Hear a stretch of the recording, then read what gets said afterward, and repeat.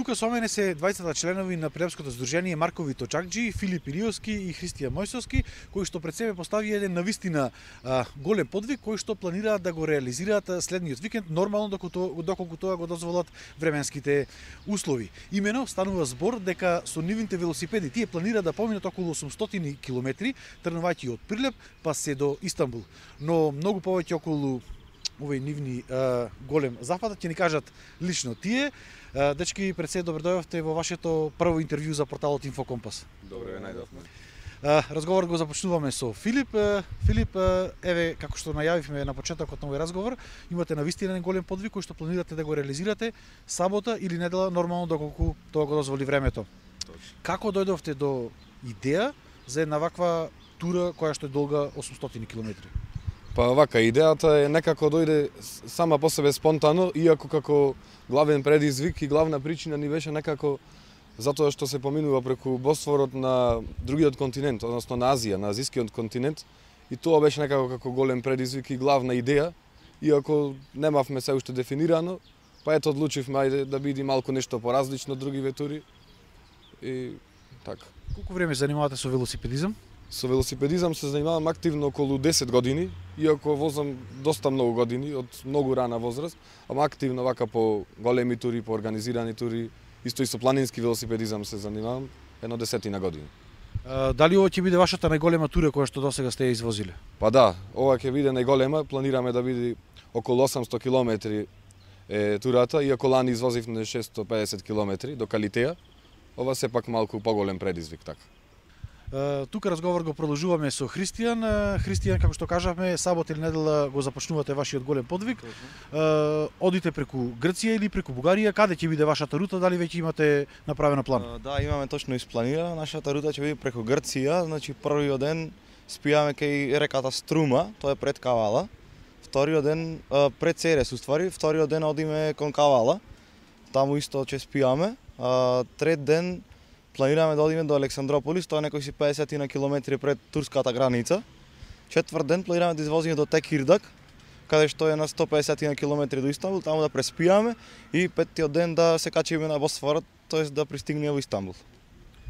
Дали планирате да спиете во хотел или планирате во шатори?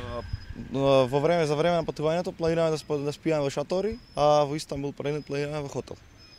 Како што кажаме, ова не е ваша прва тура? Не е прва, да, имаме и други поголеми тури, како што беше лани најголемата тура од 324 километри низ Источна Македонија, Прилеп Штип, Струмица, Прилеп беше. Таа дестинација поминовте за еден ден? За 19 часа. Филип, дали е безбедно да се вози до оваква дестинација со велосипедите? Па, видете вака, безбедно.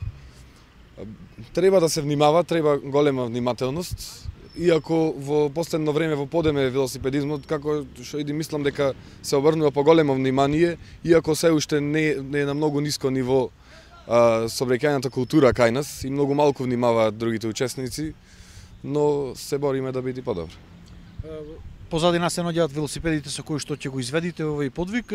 Каква опрема им поседуваат тие? Па поседуваат доста солидна опрема. Солидна е навистина опремата, затоа што на ваква голема тура, на ваков подвиг, сепак не може да се појди со аматерска. Не е најпрофесионална, но сепак е задоволителна за овие услови и нашите потреби што ни се потребни. Дали имате спонзори? Имаме спонзори, да. Имаме неколку спонзори, можам тука да ги спомнам и голема благодарност до ОМР Прилеп, Автоделови Матадор, менувачница Цемак, Црквата Свети Кирил и Методи и Реалност 06. Христијан, во последно време велосипедизмот во Македонија добива се повеќе на популарност. Зошто е тоа така? Дали тоа е некаков тренд кој што ќе спласне со текот на времето или пак здравиот начин на живот веќе почнува да биде на еден начин популарен кај младите, но и кај постарата генерација? Ја мислам дека најзаслужени тоа се нашите колеги, претседатели на другите здруженија кои што ги организираат велосипедските тури, планински велосипедски тури со кои што има многу дружење, се запознава нови луѓе, малце надвор од секој невието и некои такви ствари, и затоа е како тренд и мислам дека нема да згасни, пошто во цел свет е така и би требало и кај нас да биде тоа е тоа. Да се надеваме дека така ќе продолжи овој тренд. Спомнавме претходно дека имате повеќе тури направено. Која ви било досега најинтересна што ви оставила најголем печаток? Па кај Макчалани Пелистер до Антена се не може да се спореда. Мислам да се направи некоја разлика меѓу нив, пошто се исто возбудливи, исто интересни, исто тешки. Возбудате на искачувањето или на слегувањето? Слегувањето повеќе. Дали планирате организирање на некаква тура тука кај нас во Прилеп?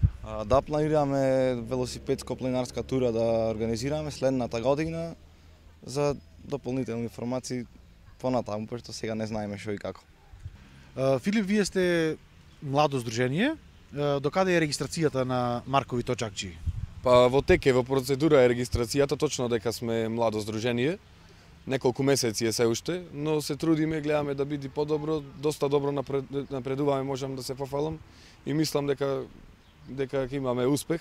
За кратко време ќе организираме и, како што кажа Христијан, велосипедска тура сакаме да организираме и мислам дека ќе функционира добро. Колку досега броите членови? Па многу членови се, не знам точно, може околу 200, иако активни се околу 15-20 членови, што навистина доста возиме активно заедно. Ви благодарам на двајцата на разговорот и само да напоменеме дека редакцијата на порталот Инфокомпас ќе ги следи во текот на нивниот подвиг и ќе објавува секојдневни информации докаде се стигнати во нивната намера да ги поминат тие 800 километри.